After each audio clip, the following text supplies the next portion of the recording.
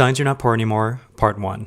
You buy real Ziploc bags and actually throw them out after use. I'm Dan the Darwinian Doctor. I'm a urologic surgeon and real estate investor. My family's pretty well off now, and I'm so grateful for that. But when I was young, we really struggled with money. Over my lifetime, one of the things that I've always equated with being rich is Ziploc bags. So in my opinion, Ziploc bags are the best quality bags for sandwiches and sealing things and putting them in the freezer.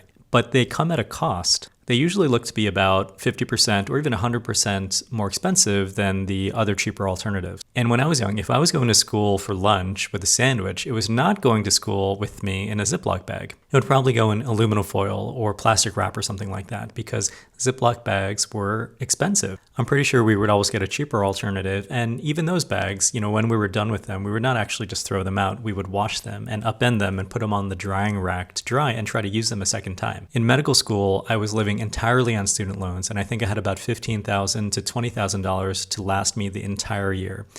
That had to cover my food, my living costs, and my rent, and all that sort of stuff. So in medical school, I definitely did not feel like I could buy Ziploc bags either. To be honest, I had bigger problems in medical school, and you would be horrified at the food that I would buy myself just to eat on a day-to-day basis. Nowadays, I'm really blessed, and I actually buy Ziploc bags in bulk at Costco, and when I use them and they're dirty, I actually just throw them out.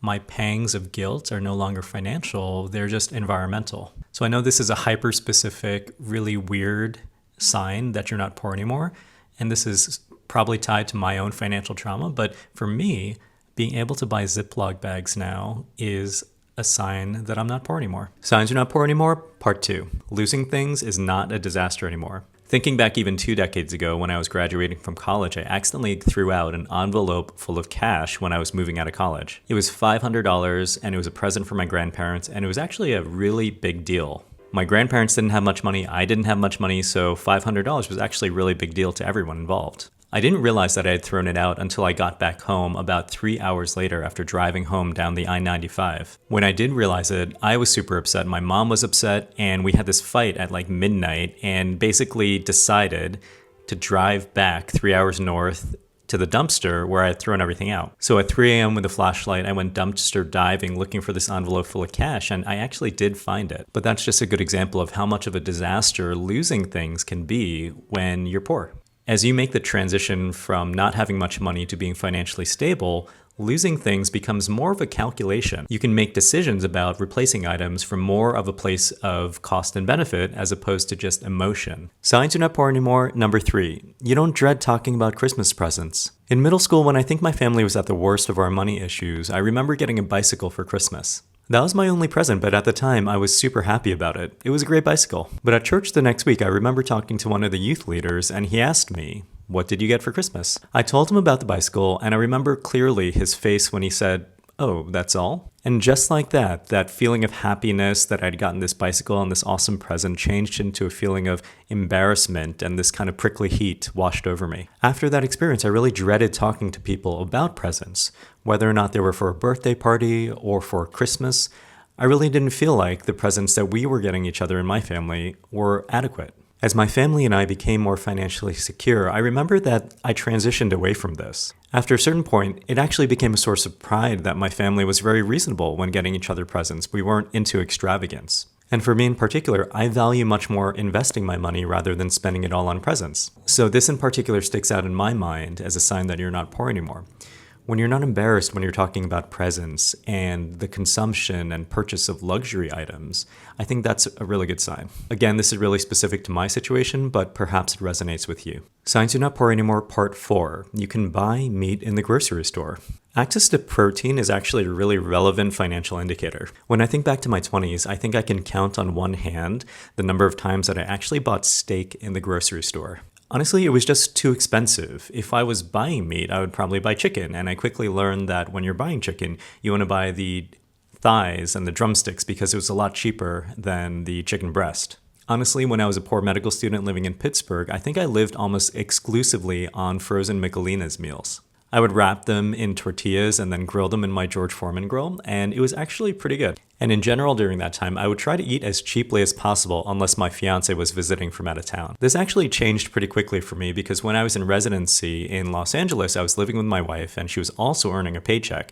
And between the two of us, we were actually able to afford most things that I definitely could not afford in medical school. And when we would grocery shop, I would actually buy protein like fish and steak and things like that, and I wouldn't feel guilty about it. Honestly, I still wince when I see the price of fish and steak in the grocery store, but this is probably a reflex that I'm just never going to overcome. Signs you're not poor anymore, part 5. You're not terrified of a parking ticket anymore. I didn't have a car in college, but when I was in medical school, my parents bought me a used Honda Accord. I absolutely loved that car, even though it was a lemon and occasionally just wouldn't start for no apparent reason. But every time I started the car, I was acutely aware that I was taking a big financial risk. Since I was living completely on student loans, I was just terrified of getting a parking ticket. A random $55 parking ticket would completely knock out my ability to buy groceries for the week. So if I was parking in an unfamiliar area, as soon as I parked, I would get out of the car and find the street sign and read it and stare at it for about 5 minutes. I would read it once, twice, 3 times just to make sure I really understood what the rules were in that neighborhood. When I had a passenger in the car or I was driving around my fiance, this habit would really annoy them, but it was just essential for me to be comfortable with the fact that I was leaving my car in an area that I wouldn't get a ticket in. A speeding ticket would have been even more of a financial disaster, so I was really careful. I mean, I would speed a little bit, but when I was driving across Pennsylvania to visit my fiance in Philadelphia, I would constantly be scanning the shoulders and road for signs of policemen, and I was just really hyper vigilant. I felt the same way about flat tires, and honestly, that was even more of a financial disaster than a parking ticket, because you get a flat tire, you've got to buy the tire, you've got to get it installed, and you've got to take all that time to do it, so that was a big deal also. At some point when you're making the transition from financial scarcity to stability, it's really important to have an emergency fund to take care of expenses like this. When you have an emergency fund, you have a couple $1,000s just lying in the bank account so that if you have an unexpected expense like a parking ticket or a speeding ticket, you can actually pay for that and have it not negatively affect your day-to-day. So when you start feeling more nonchalant about speeding tickets and parking tickets, that's how you know you're not poor anymore. Signs you're not poor anymore, part 6. You can buy things online without 10 hours of research. This is another hyper-specific sign that you're not poor anymore, but when you can buy something online without having to research it for countless hours, that's actually a really good sign. In the early days of Amazon, I would only buy stuff on the platform that was significantly cheaper than in the actual store. But if the purchase was priced more than like $20, I would have a really big problem. Before I could actually hit purchase, I would spend countless hours researching all of the competitors and all of the other options that might be slightly cheaper or slightly better. Because when you don't have a lot of money, every dollar is precious. So all of those years when I didn't have much money, this turned into a compulsion where I really just couldn't buy things without making sure I was getting the best deal. Some really memorable recipients of countless hours of research: an electric razor, an optical computer mouse, an electric toothbrush, you get the idea. None of these things were that important in the end, but I couldn't bring myself to purchase them without making sure that I was really getting the best deal. Now I still research purchases online before I buy them, but I can stop myself before I go down that rabbit hole of endless product reviews and comparison shopping. Now I know that my time is worth more than the marginal benefit I'll get by the endless comparison shopping. Signs you're not poor anymore, part 7.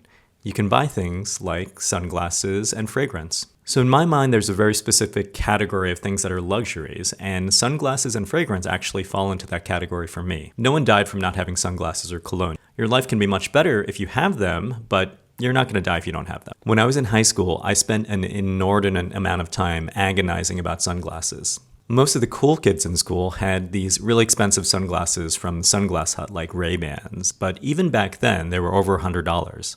In the 1990s, this was a ton of money, and obviously designer sunglasses are even more now. It was the same thing for cologne. The best dressed kids in high school always smelled great too. When I was going to high school, the fragrances I remember were things like Polo and Ralph Lauren and Calvin Klein. But if you went to the mall, because at the time that's where everyone bought cologne and perfume, it was like $50 for a bottle, so it was completely out of the question. I can't pinpoint exactly when I gave myself license to buy things like sunglasses and cologne, but I think again it was sometime in that transition in medical school to residency when I actually started making money of my own. But when you notice that you're making luxury style purchases and you're not feeling guilty about it and it's actually within your budget, that's when you know you're not poor anymore. Signs you're not poor anymore, part 8.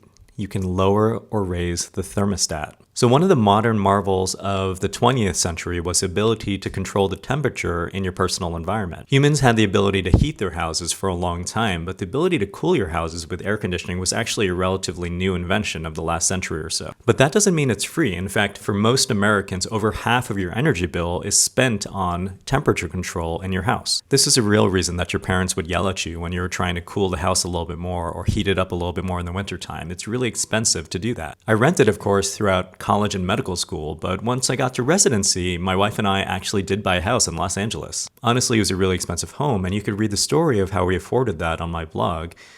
But for the first time, we were paying for things like heating and cooling all on our own.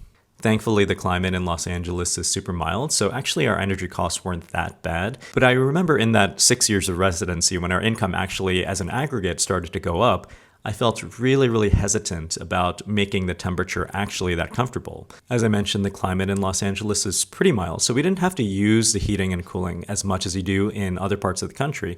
But I remember it would make me super uncomfortable to make it a really comfortable temperature. As our salary continued to grow, and especially as I made that transition from resident to attending, I found myself caring less and less about the actual marginal cost of the energy. So your ability to pay for heating and cooling is actually a really good indicator of your overall financial status. Depending on how poor you were at some point in your life, you may never get over that hesitation to drop the temperature just a couple more degrees in the summertime, but you'll be much more able to actually pay for it. Signs you're not poor anymore, part 9. You worry about how much you're paying in taxes. When you're not making much money, you don't have to worry about taxes. In the United States, we have a progressive tax system so that the more money you make, the more money you pay in taxes. And technically, 10% is a minimum that you're going to be charged on your income tax. But because of something called a standard deduction, if you're making less than $29,000 as a married couple in the year 2024, you actually shouldn't owe anything on your federal income taxes. Of course, I'm not a CPA, so this isn't tax advice, but the more money that you make in our country, the more you're going to pay in income taxes. And after a certain income threshold, the taxes that you pay are your largest expense by far. As an attending surgeon in Southern California, when I was working full-time, my effective tax rate, what I actually paid in taxes at the end of the year, was around 35 to 40%. And when you really think about it, that means for about a third of the year, every single dollar that I was making was going towards paying taxes. After just a couple years of doing this started to bother me enough that I started to look for more tax-efficient ways of investing my money. And that's what led to investing in real estate. In a roundabout way, this annoyance about paying so much in federal taxes is what led me to my current lifestyle as a locum tenens physician and multifamily real estate investor. The concentration of my investing into real estate was very tax efficient, and in 2022 made an enormous difference in my taxes that you could read about on my blog. So I think this is another great indicator. If you start worrying about how much you're paying in taxes, you're probably not poor anymore. So this list of signs that you're not poor anymore is obviously really hyper-specific, and it's incredibly tied to my own personal financial history. But I bet at least a few of them resonate with your own experience. And I hope that you can take away from this basically kind of a roadmap. And as you recognize some of these signs, you can recognize your own transition from financial scarcity to stability. I'm Dan, the Norwegian Doctor. I'm a urologic surgeon and real estate investor and founder of the company Serious Real Estate. Follow for more.